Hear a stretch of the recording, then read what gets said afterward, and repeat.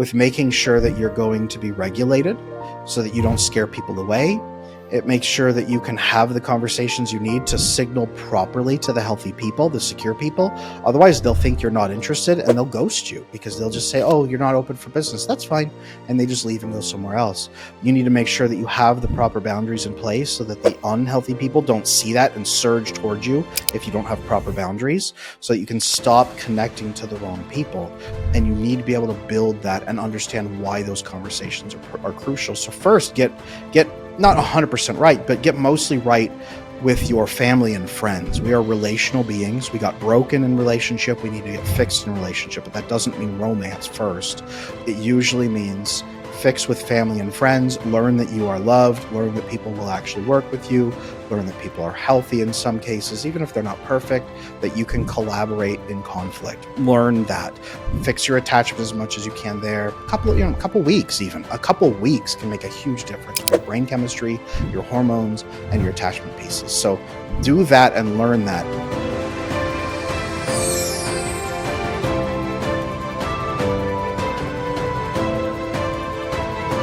Adam Lane-Smith, welcome to Passion, Love, Pursuit podcast. So great to have you on and excited to dive into this conversation today. So thank you for being here. Thank you for having me.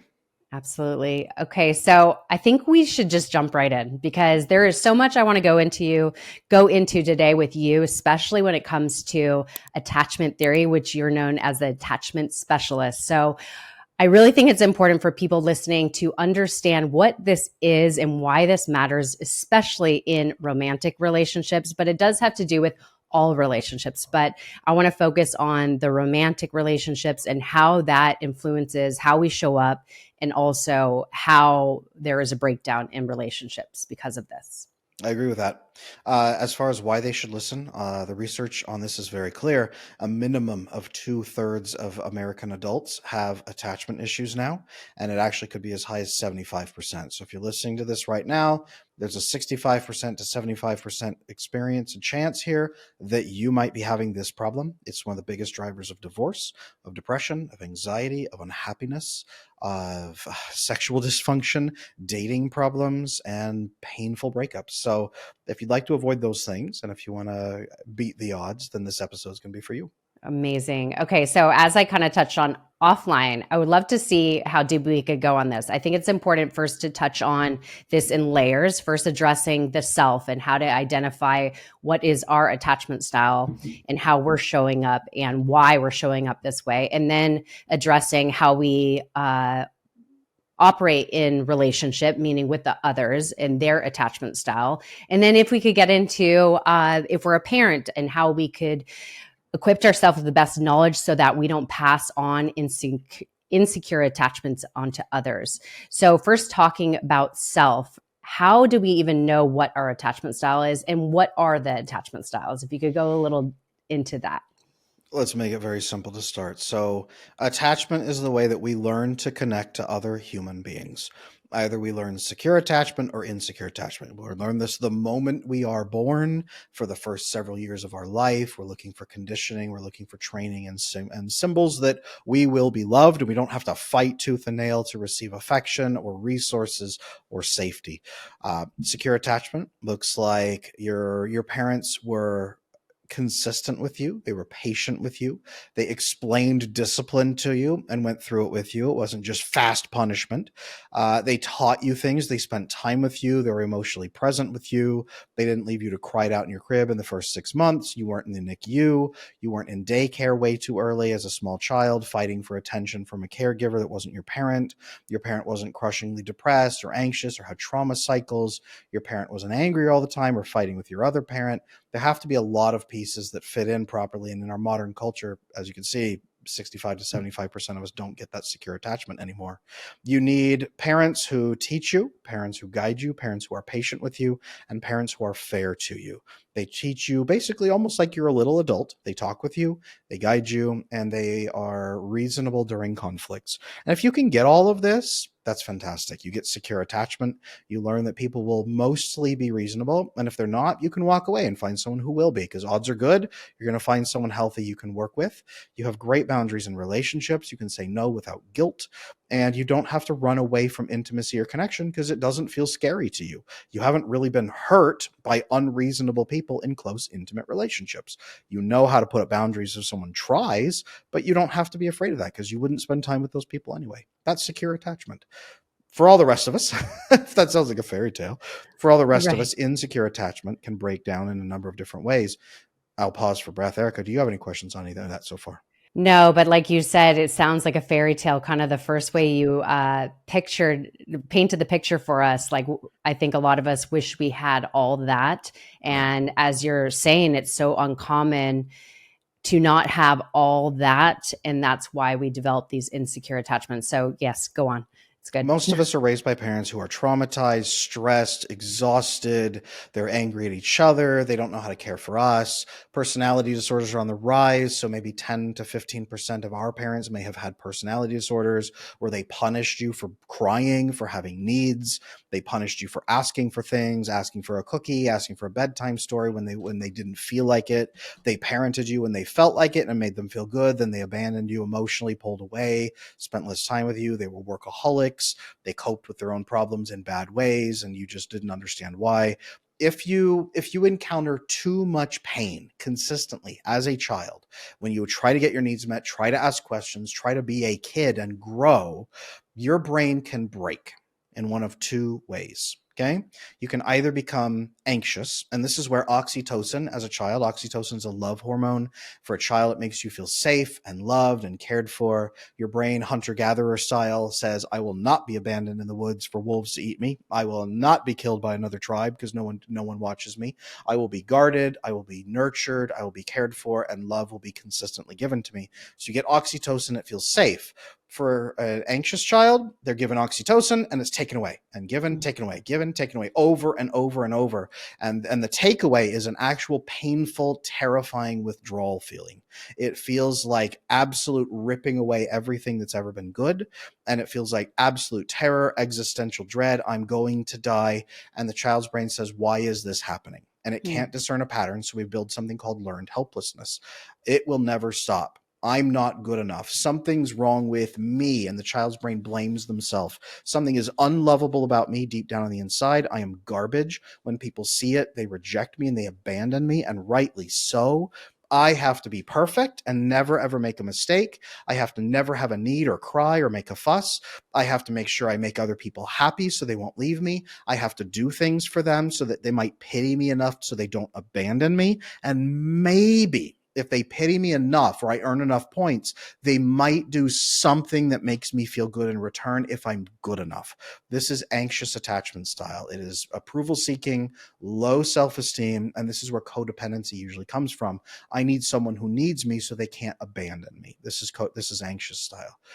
Or the brain can flip the other way, and the brain cannot get oxytocin bonding, and those oxytocin receptors get blocked because everyone around that kid is fighting, everyone around them is arbitrary, is hurtful. They don't give the child much nursing. Maybe they are distant and aloof.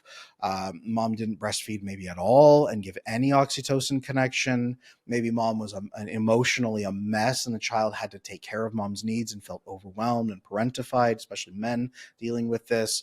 But they learned that other people are not reliable. They learn the problem is in other people. They learn that when people get stressed out, they do bad things or hurtful things, or the bare minimum, they learn that when there's a problem, other people make it worse. And they don't blame themselves. They say, nope, other people, something's off. And they push back and put up a wall and say, I will never allow someone in ever again because they make it worse. They give me nothing. And it's a high risk, zero reward system. I am not getting close to anyone. So they block all of that. Their sympathetic nervous system goes up and chronically activates all the time. And that blocks their oxytocin receptors. So they cannot oxytocin bond, that warmth, that intimacy, that closeness. This shuts down because they don't get the oxytocin. They don't get GABA, which is an inhibitory neurotransmitter in the brain, gamma aminobutyric acid, that shuts down cortisol. So their cortisol is now massively dysregulated all the time. mm, They cannot vasopressin bond by solving problems with anyone else. That's a bonding hormone for solving problems problems together. It activates when your brain says you are an ally and I trust you because you make things better. Their brain never gets that. They also, because they are chronically in their sympathetic nervous system, never really cultivate in their parasympathetic nervous system, the rest and digest mode. They don't cultivate serotonin in their gut, so they can never be content. And because they don't synthesize much GABA from low oxytocin, they don't generate much melatonin, so they have chronic insomnia. So these are people that are very Wow. avoidant. Okay, avoidant people push back against other people, have dysregulated cortisol, so they just white knuckle everything. They turn inward to just solve problems utterly alone. These are usually very high performers. They usually go into like finance, law, like the hard facts and the big money.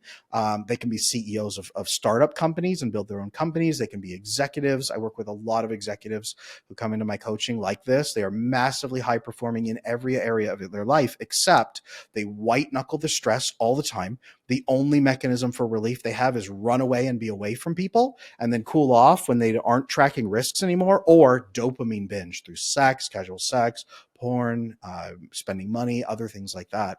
So Mm. massively high performing. Sometimes they can be manipulative. Sometimes they're not. They're more ethical. But these people push back and create a wall against the entire world. And sometimes they come to me when they're 50 or 60 and they have never really built or cultivated a good relationship. Sometimes they do get married, but they stay emotionally distant the entire time. The anxious person Mm. is chasing for approval and begging for it, and the avoidant person is constantly withdrawing. And for those of people out there right now saying, I think I might be both, yes, there is a blend of the two. It's called disorganized style, cannot be neatly organized into either one. It's both. I'm in the process of updating the field of attachment theory, and I'm splitting it into 8 attachment styles for Wow. distinctions between each of the 4. But what you need to know is the blend. You can either be very chaotic and usually sexually expressive, chaotic, breaking up very fast in relationships, or the other one, very quiet, fully dissociated from your own needs, freeze response. You've lost fight or flight completely. They usually are big financial earners and very self-sufficient, but they don't know how to talk to anybody. They're petrified of anyone seeing that they are unworthy of love. They get into relationships only with the most chaotic partners who push on them and destroy their boundaries. And then they're very, very devoted and very monogamous to that person for years, even as that person mistreats them. Those are the Mm. 2 different styles of the blend of the two. All Wow. of this, I know this is long-winded, but all of Yeah. this is the way that so many of us are broken right now. And this is why dating is not going well. This is why marriage is not going well. This is why family formation is not going well. All of these people are connecting, getting pregnant, maybe getting married, then the divorcing, raising kids. This has been happening ongoing for the last 100 years through an escalating system of worse problems with every generation, which is Wow. why we are where we are now, because of all this mess. So I'll pause for breath. I know that's a lot to take in and digest. I'm sure you have some questions.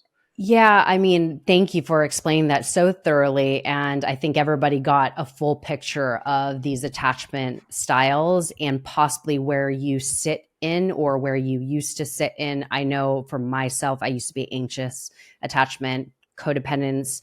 I started dating at a very young age and it started showing up at a very young age. So when I hear all these things, I'm like, I remember myself in those situations. So it's quite eye opening. But the reason why this is so important, because as you said, this influences how we show up in a relationship and how we react, and kind of this push pull in a relationship that really ends in either breaking up or divorce or all these problems that you mentioned. So once somebody has this awareness of possibly the camp they sit in, then what? After awareness, what's the next step so that we can then I mean, of course, I'm sure it doesn't happen overnight, but at least the next step somebody should take, because I want people listening to this that want to improve their self. This is a podcast to help people become their best selves. And so if they know that they have these tendencies and they want to shift into a secure attachment, what are your first recommendations of how to do that?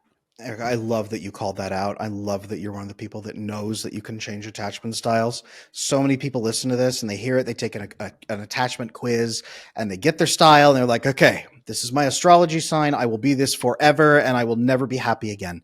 And 100%, that's not the case. You fixed yours. I fixed mine. I grew up with an anxious attachment style myself. I had to fix it at 20 by myself, white knuckle it. I never want anyone to ever do that again. That's what set me on my road to be the attachment specialist. Yes. You can fix these. I have a program that fixes it in about 90 days. So anyone out there who thinks it's going to take 10 years and you're in despair, that's not the process. Like sit down with yourself and really think about the relationships you have. Think about the conversations you don't have. Think about the things that you are trapped inside your head on, the things you overthink about, the questions you never asked but wish you had answers for. Those are actually the questions that will lead you to more secure relationships. The difference from what you're probably doing right now to what you could be doing is number one, connecting to people that welcome questions and will work with you peacefully to try to resolve conflict. Number one is that. And number two is asking people questions to get more data and then trying to co-build solutions together instead of doing everything alone in your head. With the anxious style, you think that you aren't worthy of that. So if you reveal a problem, people will abandon you. So you keep everything inside. And with the avoidant style, you think that other people are just going to make it worse and that nobody really cares. So you don't try to solve problems with people either. So fixing that enough, that mindset, just so that you can start asking questions. That's the biggest part of this work is getting yourself to a place to ask the right questions and build conversations and relationships that are low stress, no overthinking. You know everything. Everything is discussed. It's all on the table. You never have to wonder again. And then you filter out the people who don't want to do that and pull in the people who do. And then your life becomes so easy. And that's where romance gets easy. That's where everything gets so easy. Yeah, I mean, one of those things that you talked about is for anxious attachment, especially, is we don't feel lovable and we feel not worthy. And I think when you have that, if you want to say low self esteem, it's hard to show up your best in a relationship and actually speak for what you want and need. And so I think there's a lot of women that sit in this camp. Correct me if I'm wrong, in the anxious attachment. So how does a woman that feels maybe she's not used to holding boundaries and speaking like I remember I could go back to this moment. I remember like I was working on my self-worth and it was hard. I had in my head, okay, these are my boundaries. Like to respect myself, I need to do this. I need to say this. But then when it came to the situation, it's like then I would like clamp up and I wouldn't hold that boundary. So what would you say to a woman that struggle in holding healthy boundaries, especially when they're maybe attracting the avoidant man? I will say this. Avoidant men come in two flavors. They can be ethically avoidant, where they're bound by their ethics. They want to do right, live and let live, do no harm. They try very hard to be ethical. They just don't trust other people, so they just keep a distance. But they're not here to manipulate you. Then there are manipulative avoidant men who believe humanity is garbage and people will hurt them if they get a chance. So they're comfortable using that to justify manipulative tactics against you. If you have that going on, get the hell away because that is not a person who's probably going to work with you. But the avoidant people, men and women, who are more ethical focused, who won't lie to you, right? You go into a conversation, they get really stiff. They do the avoidant thing. They look at you through one eye and they like look at you with their periphery because they can't even like face on. It's a weird thing that they do when they're stressed out in an emotional conversation. One eye, nostrils flared, but they'll listen and they'll try. They'll say, well, maybe we're not a good match. Maybe we should break up. But they're not saying that to try to force concessions out of you. They're really meaning it. The people that they pull away and get space, but they're not trying to punish you. And they don't say this is I have to do this and it's your fault. They pull back and get space because they feel so overwhelmed. For that group, they need you to have boundaries or they can never trust you. Their Mm. entire basis of actual trust is that you will have clear boundaries that you will calmly tell them about. And if you're ever breached, you will let them know peacefully and work with them on it.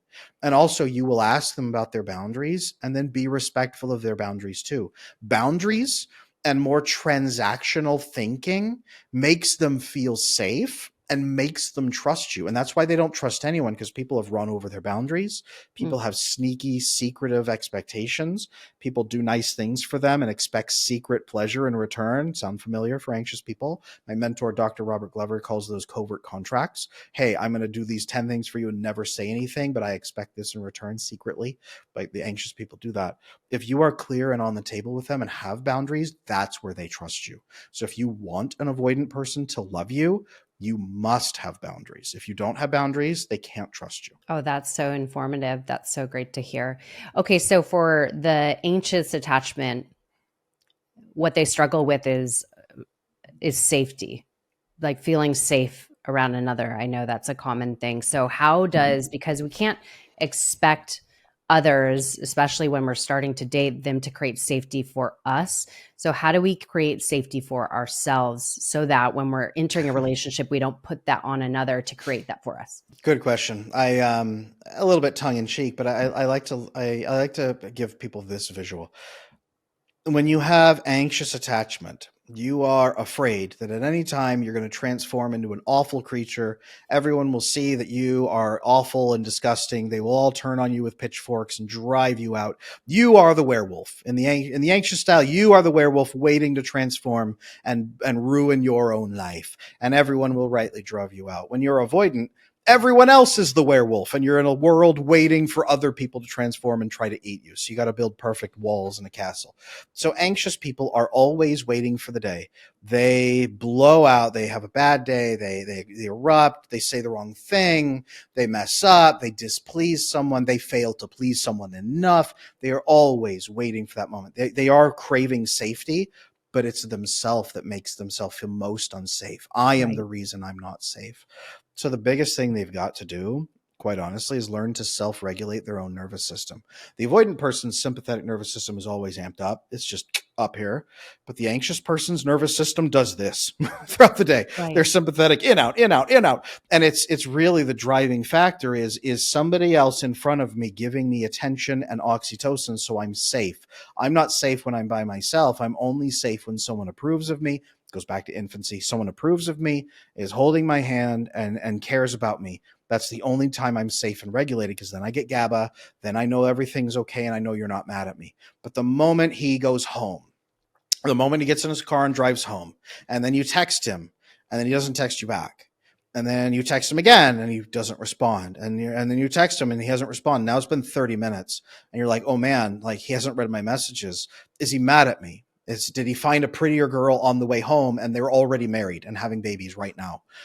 Did I do something to upset him and he didn't say anything?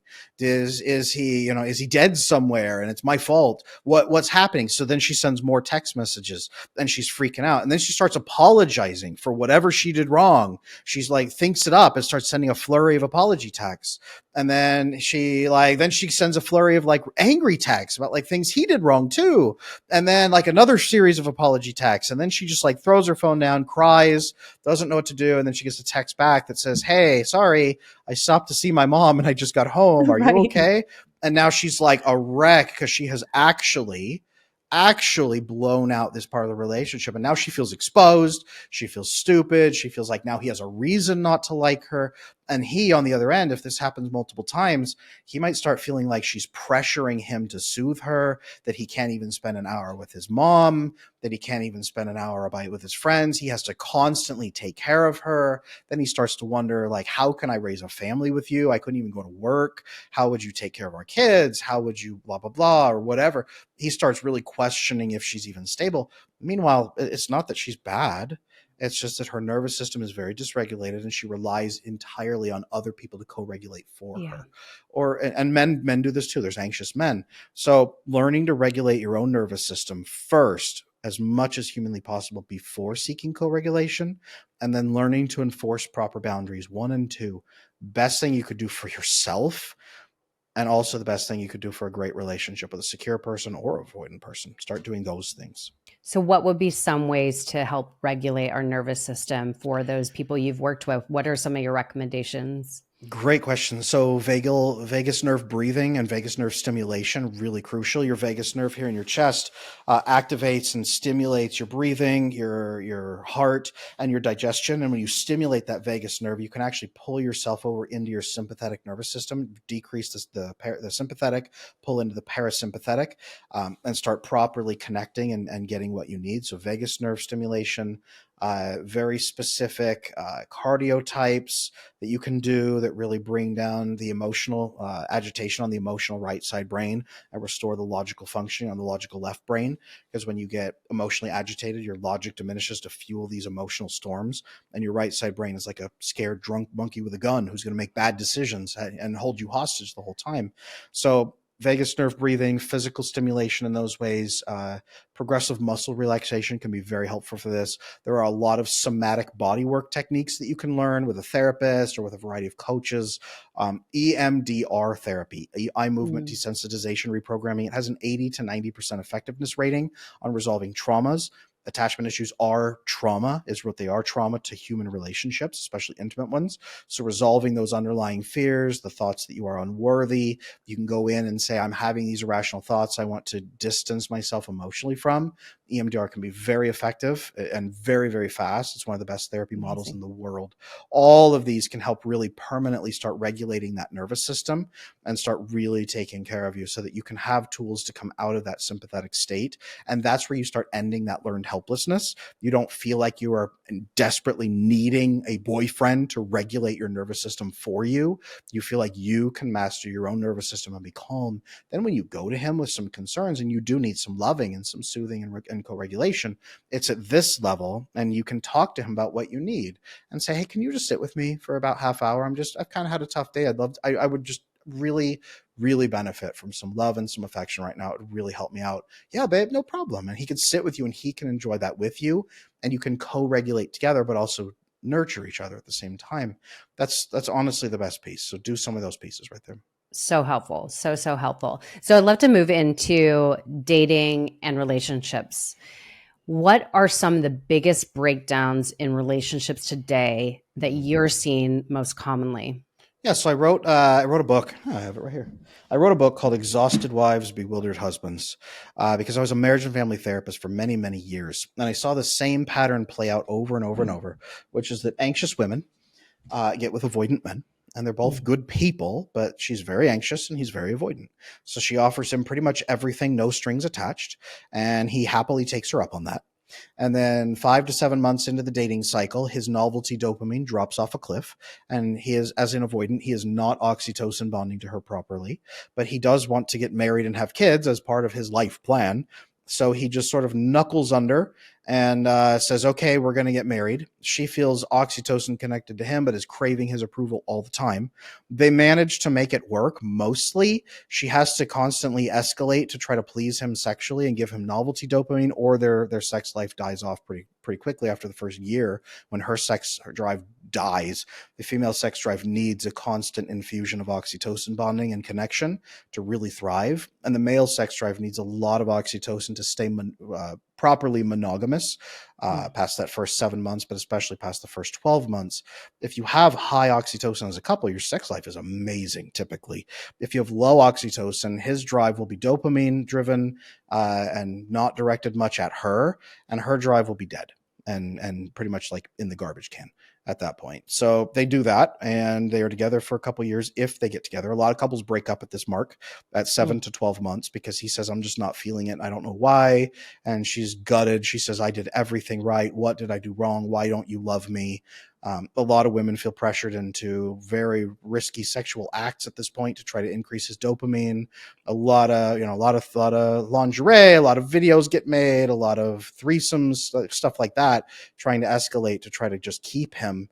And he brings stuff he watches from videos and says, let's reenact this video, stuff like that. So that's desperately trying to hold on. If they do manage to get married, then things will be okay up until they have kids, and she'll get a massive influx of oxytocin, and she, number one, bonds overwhelmingly to her kids, and being a mom becomes the defining feature of her existence in a really focused, hyper focused way, because this is now how she can get that mechanism that feels safe and feels like she's being a good person and get that Mm. oxytocin bonding. And then she'll take care of her kids, but dad is not emotionally connected and doesn't get that, so he doesn't change. And as the kids grow, she becomes more and more resentful of him if the kids are anxious, if they feel like dad doesn't like them, if they wonder why dad's not emotionally connected. She gets more resentful against him. And now he becomes the enemy and he doesn't understand why. And now she's furious at him about not giving emotional intimacy. She blames him for every single thing that goes wrong with the kids. and she's just boiling over with hostility against for the kids, because she can have boundaries for the kids and expectations for on behalf of the kids, but she can't do it for herself. And now it's hyper focused from all those years she didn't get her emotional needs Mm. met, and he has no idea what's happening. So by the end of it, 20 years in, they get a horrible explosive divorce, and she says, I'm done. And she's been done for years in her head, but she finally announces it. And he says, wait, I'm willing to give this another try and try emotionally now. And she says, you should have been trying all this time. You didn't care. You don't love us. You're horrible. The kids are alienated from him. He feels isolated. He doesn't usually know what he's done wrong. She has this list of just like crimes he has committed, and she's starved and upset all these years, and he is also genuinely confused and doesn't know what she's trying to get. He's never had oxytocin bonding. He doesn't know what it's like. He doesn't understand why she's so focused on emotional intimacy. To him, it seems like a needless risk. They've been doing fine financially all these years. They've raised these kids. Why blow up now? This is the split that I see. So if they can Wow. survive the dating phase, most couples don't. I think it's a 98% breakup rate in most dating couples right now. uh, Wow. if you survive and become the 2% that actually succeeds and goes in, then you're looking at that kind of a marriage sequence. So a lot of the audience listening right now might have a first divorce that was exactly the cycle or Wow. similar to it. um, this is the bulk majority of breakups and divorces, is that cycle right there. Wow. So I could tell you've worked with a lot of people to be able to give this Thousands and scenario. thousands and thousands, yeah. Yeah. So it's so mind blowing. You know, I've been out of the dating pool for a long time. I'm with my husband. Well, we just got married, but we've been together a little over 6 years. But I mean, gosh, I just remember the dating time. So if somebody is in the dating stage right now, uh, what would you suggest when they first start dating? Is what would be like the first things they need to do to really, if they have, if let's say this person learn what their attachment style is, they're working on themselves, but they want to enter the dating scene with the greatest knowledge and the greatest possible chance of success, into a healthy relationship. What are the things they need to know first off the bat? Great question. And I get this one a lot. People come into my attachment repair program. Their first question is, how do I find a partner? Right now, Yeah, how do I fix my dating of life course. today and get a partner this week? And that's their hope. And it begins first with making sure that you're going to be regulated so that you don't scare people away. It makes sure that you can have the conversations you need to signal properly to the healthy people, the secure people. Otherwise, they'll think you're not interested and they'll ghost you, because they'll just say, oh, you're not open for business. That's fine. And they just leave and go somewhere else. You need to make sure that you have the proper boundaries in place so that the unhealthy people don't see that and surge towards you if you don't have proper boundaries, so that you can stop connecting to the wrong people. And you need to be able to build that and understand why those conversations are crucial. So first, get not 100% right, but get mostly right with your family and friends. We are relational beings. We got broken in relationship. We need to get fixed in relationship, but that doesn't mean romance first. It usually means fix with family and friends, learn that you are loved, learn that people will actually work with you, learn that people are healthy in some cases, even if they're not perfect, that you can collaborate in conflict. Learn that. Fix your attachment as much as you can there. A couple weeks, even a couple weeks can make a huge difference for your brain chemistry, your hormones, and your attachment pieces. So do that and learn that, and then go on the dates, and then ask more personal questions, but with a smile on your face, a friendly smile. Build more personal conversations, ask more direct questions. Hey, what are you working on in your life right now? What are your challenges that you're facing, and how are you overcoming them? Who keeps you accountable in your life? What are you excited about building in your life? What is the hardest thing you've had to deal with in the last 6 months, and how did it go? Like deep personal questions like this right off the bat, Really? so that the other person is, yeah. And secure people love these questions, right? Erica, I bet if I took you out to lunch and I sat you down and I asked you, like, person to person, some of these questions with a smile on my face, and, we're eating hamburgers, relaxed, and I say, hey, Erica, what are you working on right now? What's a big Yeah. challenge you're facing, and how are you doing with it? If I asked you these questions at first, you'd be like, oh, that's a big question, but I bet you'd answer it. And if I'm But I would listening the whole be time, actually, I would feel really good that you're asking that, because that's like you obviously care to get to know me more and yes. you're going deep Like, yeah, I could see what you mean. A secure person will actually take a like to those type of questions. 100%. It's a great way to show, number one, that you are curious about the other person. Mm-hmm. Number two, that you're willing to go there and that you want to talk about it. And when they reverse the question and ask you, and you're able to give an answer that is not very evasive and very more avoidant, like you don't need to know that about me. I'm perfect. Everything's great. Or collapsing into like, oh, everything's hard. I'm trying really hard. I'm facing these challenges. I don't know. I don't really have anyone who keeps me accountable. I don't really. If you can answer those questions and be like, this is what I'm doing. It's good, and be a little more honest and open, and have those conversations, and both of you do that, that begins to foster an oxytocin connection. It begins to foster that serotonin release and serotonin association with the other person. This is non-dopamine based dating. A lot of people are doing dopamine based dating or love bombing. Dopamine based dating is we're going to talk about intellectual things and feel good and have a fun experience, or I'm hot, you're hot, let's go have sex. Or love bombing of the avoidant person coming in and saturating the anxious person with deep attention, not personal questions, but deep attention, and asking them little things about themselves. And wow, that's so fascinating. You're so smart. This is cool. That's amazing. And texting them immediately good night and good morning, after the first date constantly. Love bombing or dopamine focused. This is oxytocin, normal oxytocin and serotonin. You're also sharing, as you share stories, you're sharing your principles, how you make your decisions, your ethics, and also your long-term goals. So people can begin to understand your ethics and your goals. And those are the first two levels of human trust. If you're consistent with them, if you're self-correcting to them, if you're open with them and transparent with them, people can begin to trust you on that mechanism right there, levels 1 and 2. And especially if you're talking about challenges you're facing and you're being open about accountability, that's level 3 of trust. This starts establishing those trust bases very fast. And then a secure person forms a mental and emotional connection with you a bit way before any kind of physical is touched. So they start moving into a friendship with you and then into a deeper romance as their respect for you and admiration for you begins to grow. They trust you. Now they want to head into an exclusive relationship. Now they want to get deeper. Now the physical intimacy becomes in play because you already have an agreement together. You have transparency. You ask questions. Hey, you know what? I'm not comfortable moving into the physical until we have some kind of commitment. Is that okay with you? Because to me, I don't want my compatibility testing to be going in a bad way. I don't want to be foggy. I want to be really clear, and I try to reserve that for a partner who means the most to me. Is that okay? Can we do that? And you have that boundary, and they're like, yeah, I love that. That's a great thing. Let's make sure we're a good fit before we jump into that. That sounds smart. And you can have those clear conversations. And then when you're ready, you could say, hey, I think I'm ready to be exclusive with you. But what more do you need to see before you're ready to make that jump? And you're checking in with the other person and you're letting them know where you are because you're not afraid to be clear about what your position is. It's very open on the surface, comfortable. This is what secure people expect. If you don't do this, you won't signal correctly to them.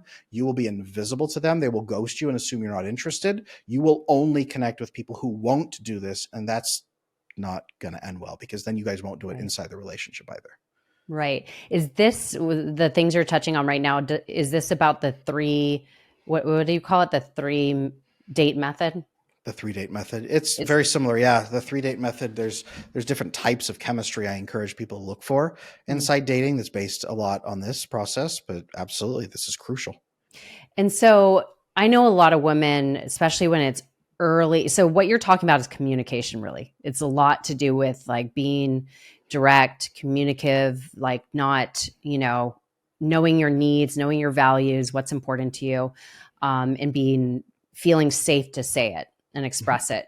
Mhm. I think a lot of women have fear of saying that early on a date, especially at the beginning stage, especially when it comes to when a woman is ready to settle down, wants a kid, wants to get married, Mhm.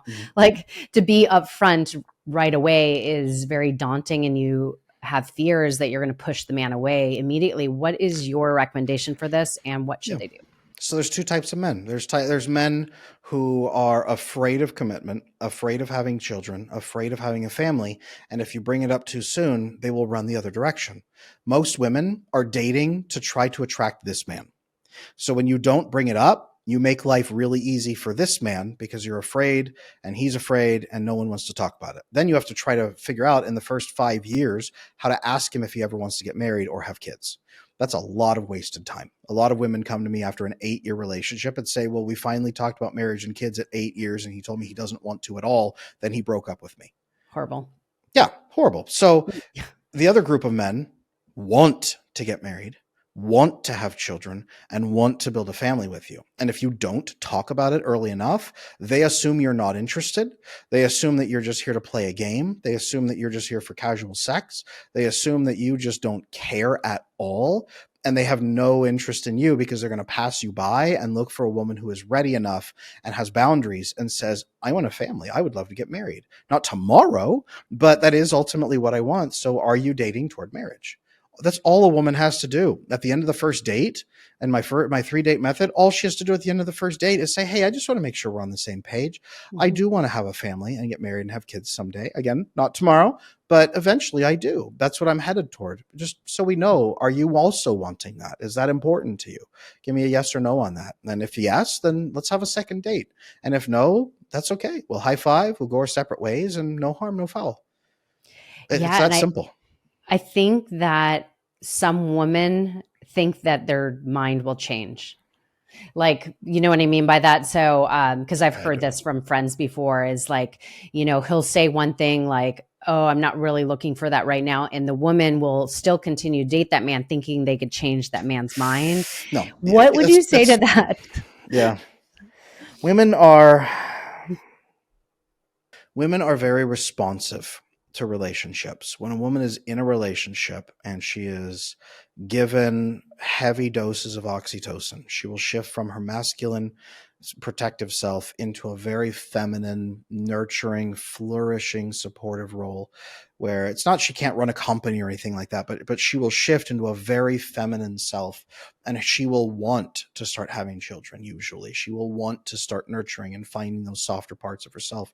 There's a lot of women right now who are exhausted from being actively in their masculine all the For time, sure. and they want a man who is masculine, safe, trustworthy, honorable masculine, who can provide that so that she doesn't have to be at home. And so, yes, women do change with a good man and good love. They usually do. They grow. It's incredible to see a woman who's in love. But men typically do not. Men change for circumstances. Women Mm. change for relationships. Men change for circumstances. Men change when they see a problem. So if you get with a man who doesn't want marriage or kids, and you have lots and lots and lots of sex with him and give him lots of attention and feed him a million hamburgers, his brain doesn't say, wow, she really loves me. I should change myself. His brain says, wow, she's really into me. I better change nothing about myself at all because this is really working. That's funny. You can't love a man into changing his mind. It never, ever, ever happens. Consequences, circumstances, these can make a man change. But if he tells you right up front he does not want marriage or kids, believe him. Find a man who says, I do want marriage and children, because those men are out there. And I'll be honest with you, most of my male coaching clients who come in, they tell me the same thing about women. Adam, I can't ask any woman out there for commitment or marriage or kids. I can't even mention it in the first 3 dates because women don't want commitment, marriage, or kids. They will get up and leave. They'll think I'm a weirdo if I even talk about wanting marriage. There are What's up with men that? out there that think, yeah, there are. The men think women don't want it, and the women think men don't want it. And So nobody's talking about it. So be one of the few people that talks about it, signal to the people that do, and pull in the partner finally who does. Stop wasting your years. absolutely. Seriously, so true.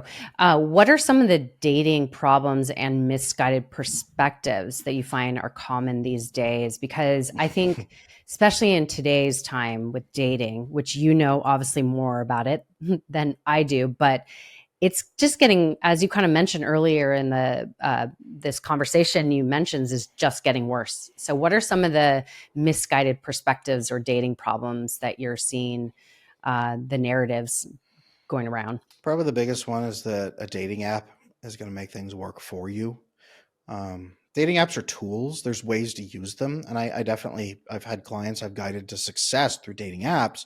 but it's a tool and you have to learn how to use it, and you have to rely on other people to use it well. And people use dating apps wrong. In the vast majority of cases, people use them very wrong. So the assumption that if I get on a dating app, I will just find a partner, and then she spends 2 years wasting her time on dating apps, going on awful dates that she hates, and failing to connect with anybody that she really wants and can connect to, it's a waste of time that burns out a lot of people because they don't use the process correctly. So number one, that dating apps is your best shot. Really, your best shot for all of human history always has been family and friend connections. Mm. Unfortunately, a lot of women out there don't have family or friend connections. They don't have a community. They feel very alone. They don't have anyone they can ask to set them up on anything. They're not friends with maybe married people that, your best friend's brother, your best friend's husband has a great cousin or a best friend or a good man he trusts. Getting connected to networks that have good men in them, people will throw matches at you. If you go into the network, get really connected to people, they actually know you. You have to be securely connected to a few people in there. You have to bring some value and love to that connective network. And then you have to let everybody know that you're looking for a partner and that matchmaking would be welcome. So finding a community will up your life and increase your life quality. Letting people in and connecting to good people will increase your life quality. And then letting them know that matchmaking is welcome. All of that is a process. And if you've been doing some of that and haven't got results, you probably are not connecting to the right network, or you're not really securely connected so they know you and believe that you would be a good match for anybody, any of the men that they're waiting on. Because they might have guys waiting and they're like, I don't know her, I can't vouch for her, I wouldn't put him with her. Or they just have no idea that you even want that. So good network, open for matchmaking. Make sure that you are doing that, and your life improves multiple ways that way. Oh, so good. Okay, so how do we use the tool, or for the people listening that are on dating apps and that is their tool that they're using, how could they use it then properly? Yeah, most people go on Amazon, go on dating apps, and they treat it like Amazon. They're shopping for something fun that feels good, or they're marketing themselves like a product on Amazon trying to get purchased. And so you're marketing for dopamine, and then you're looking for dopamine at the same time. Instead, treat dating apps like a combination of your resume and a job listing. So the number one thing you do when you list a job is you put exactly what the position is and what Mm. it entails. Best thing for men or women to do, first line of your dating profile needs to say, looking for a long-term committed relationship. This immediately, right up front, gets the attention of people who are really into that, and immediately turns off the people who aren't. They're like, nope, out, done, gone, Yeah. right? If you're looking for that, put it right up front. Second step, character. Like, I am looking for a partner who, and start listing some character values: honest, dedicated, thoughtful, loyal, to share life's adventures with. Reverse psychology works here. If you're listing character traits up front, people assume you have them too, or at least that you value them and are pursuing them. And then Right. they can start saying, well, I'm pursuing these too. And then this is their first point that they're interested in, is a person's character. This is awesome. Men and women both. Third level, for men, needs to be stability. So X number of years in, blank industry, field, whatever. Show how many years you've been working in that area, so that you can show that you have some stability and a job, by the way, which is usually helpful. For women, typically in this area, don't talk about fun. Don't be the fun girl. That's not what you're looking for at all. Talk in here actually about what you're kind of the life you're hoping to kind of build together. I want to get married and build a family together and share the ups and downs of life together with a partner that I can trust. Right? Put that in here. Again, signal that you are trying to build a family, because a lot of men don't believe women want that anymore. And if you're that on the surface about it, the good men, find it massively refreshing. So for men, stability, so that women can trust you, because they're looking for a man who's stable. That's even rare in this world. And a woman who's fresh and open about wanting to build a family. That's rare, it seems like, as well. And the fourth one is, please only contact me if you are serious about a committed relationship, or please don't contact me unless you are serious about a committed relationship. This is very important to close off casual. For Mhm. men, it's important to signal to women that you're not just here for sex. You're going to say no thank you to sex. You're actually interested in commitment. And for women, Same thing. You need to signal to men that you are not here to, sleep with 50 people until you find Mr. Right. You need to signal, no, I am really just waiting for the proper person who's going to be right for me. And then that filters it. And then once you get into the DMs, when you match with people, you immediately say, hey, you look at their profile. If they're open to anything from casual to married, probably not. If you're looking for like committed relationship only, that's the kind of person you DM, you say, hey, I see that you're interested in committed relationships. It's on your thing. Tell me about what that means to you. What does that look like? And you ask them that question. What is it? What does commitment actually look like to you? What would you like to build? And then you could say, great. And they'll ask you, you have the same, you have to give an answer as well. And then you say, okay, well, what are some challenges you're working on in your life right now? And how are you getting ready for commitment? Tell me that. You start very quickly because people are not on dating apps to find a friend. They're not on dating apps to talk about hobbies or sushi or movies or puppies. They're on dating apps usually either to find someone to have sex with, or they're really lonely and want like a companion, or they want to find a spouse. Okay. Sex, companion, spouse. You probably only want to connect to the people who are looking for a spouse. You speak to them as if you are also looking for a spouse. This is how you start building those conversations from profile into DMs. And from there, you can actually move fairly quickly into having a date. Hey, I'd love to discuss this. It sounds like we're compatible so far. I'd love to discuss this with you over coffee or dinner. When are you comfortable doing that?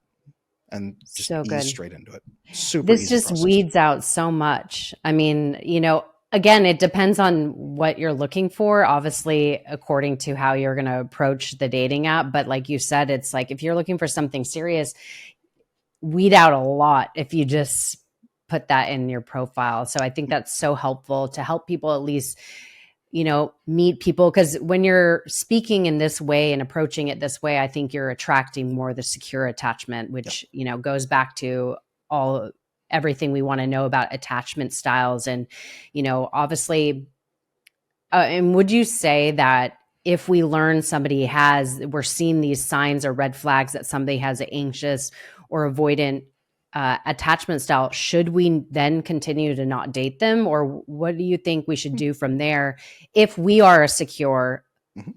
attachment style? What do you suggest then? Here's what secure people do is they see something and they ask about it. Hey, I've noticed that you've made a couple jokes at your own expense and it sounds like you might be a little insecure. Tell me about that. Is that going Mm, on? I notice X. Tell me about that. You ask about the red flags. Either the person's going to crawl out of their own skin and jump out the window because they're uncomfortable, or they're going to stumble all over it, can't answer it, or they'll cover it up really quick, but they'll do more things later on that you then also ask about and keep asking, keep asking, keep asking. Politely asking about red flags is exactly what a secure person does, because someone might say, hey, you know what? That is something I'm actually working on right now. I got a coach, I'm working with Adam Lane Smith and his repair program, or I've been reading a lot of books on that, or I'm just really nervous right now. Thanks for letting me know that you saw that. mm. Maybe that red flag turns into a green flag, and you see what their patterns look like. You ask about questions, and maybe that little that was a little blip, but actually, wow, this person handled that really well. They were very honest about it. It was really refreshing. They're actually really open about it, and I just learned something cool about you, right? And then you're connecting to someone who's mostly secure on their way toward getting healthy. And then you could talk about their journey and their growth and what else they're learning. So ask. No, I noticed this. Tell me about it. That's how you handle red flags. Oh, that's awesome. Okay. So what do you think is the greatest tools to strengthen a relationship? Good friends.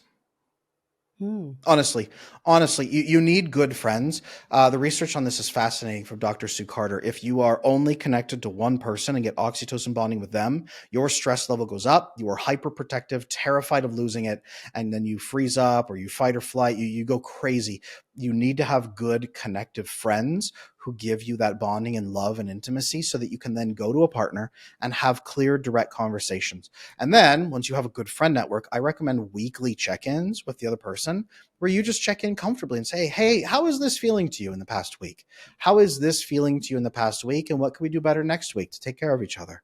And being able to check in like that and just give real-time feedback and see if they'll do that with you, whether you're new to the dating game together or you've been together for 20 years. Checking in with each other like that is such a power move, but it also, and if there's any problems, you guys can talk about them really quick and resolve it. It's you asking the other person, how are you feeling, and actually caring about them, being curious. The weekly check-ins like that, is a massive game changer for most of the couples that I coach. It's huge to be able to check in and solve problems fast, but even just care about each other. Yeah, my husband and I do that. We've been doing it for a long, long time. Sometimes it goes maybe a month check-in, but at least Mhm. we know we are definitely trying to keep to weekly because it's so helpful. Just to know, because when you're doing so many different things and you're working on this, working on that, they're doing this, it's like it's a way to connect intimately and also be able to see how you could support your partner at that time. So 100%. it's so helpful. So we didn't get into how to serve the next generation because I know that's a whole topic in itself. But I know for anybody that's interested in knowing how to be a parent so that you could raise a secure child, there is a wealth of information I know you share about that. And I think that's very critical to, I know personally, I want to know more about that because I think the more equipped you are to know how you could show up best for your child and the next generation is so critical. So of course, anybody find out more, go research Adam Lane Smith. Everything will be in the show notes for you to find out more. So Adam, just to close off, because I want to really honor your time, what is your social media? Where can people best find you and learn more about your programs, your books, and all the things? Yeah, if you type Adam Lane Smith on pretty much any platform, you will find me. I am on YouTube as at Attachment Adam, especially. You'll find more than 1,000 long and short videos on there about fixing attachment. I'm on Instagram as at Attachment Adam for all kinds of still images, videos, short videos, reels, everything if you want to learn. And if you want to join my attachment repair program, work with me or my certified coaches to fix your attachment for life, jump on adamlanesmith.com, my website. We also have a free attachment styles assessment on there. Amazing. Oh my gosh, so much. And yeah, I noticed on your YouTube, you have so many videos. So I think everybody should just like, if you're interested in anything we're talking about today, just, look up his YouTube and there's a plethora of topics that you cover there and a lot we've just scratched the surface of, so there's so much more. So I just want to ask you my closing question I ask all my guests. So if you were to share a piece of wisdom, a life lesson that you've learned that you need to shout out to the world, what would that piece of wisdom be and why?